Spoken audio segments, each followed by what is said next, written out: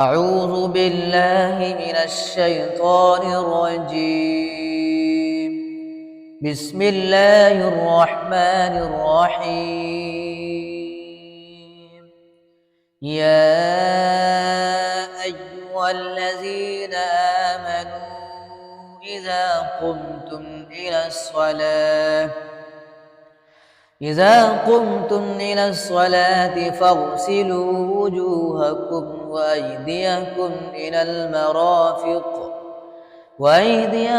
إلى المرافق وامسحوا برؤوسكم وأرجلكم إلى الكعبين، وإن كنتم جنبا فاطهروا، وإن كنتم مرضى أو على سفر أو جاء أحد منكم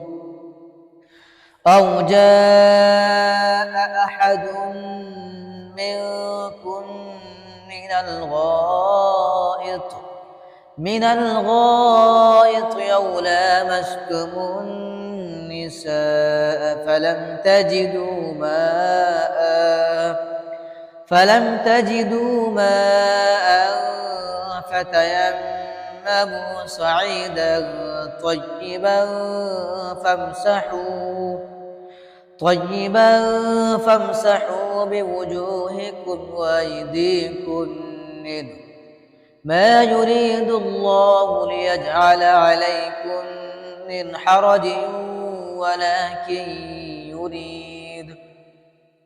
ولكن يريد ليطهركم وليتم نعمته عليكم لعلكم تشكرون. واذكروا نعمة الله عليكم وميثاقه الذي واثقكم به إذ قلتم سمعنا وأطعنا واتقوا الله إن الله عليم بذات الصدور.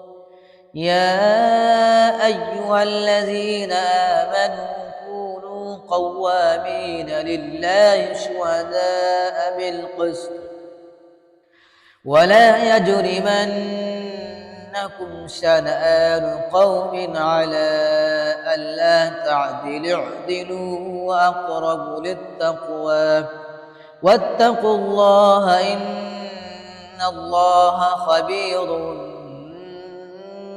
بما تعملون. وعد الله الذين آمنوا وعملوا الصالحات لهم مغفرة وأجر عظيم. والذين كفروا وكذبوا بآياتنا أولئك أصحاب الجحيم.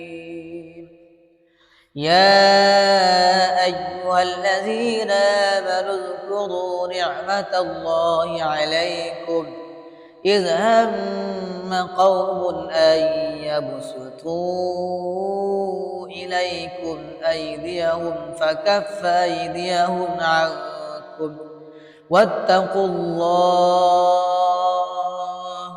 وعلى الله فليتوكل المؤمنون.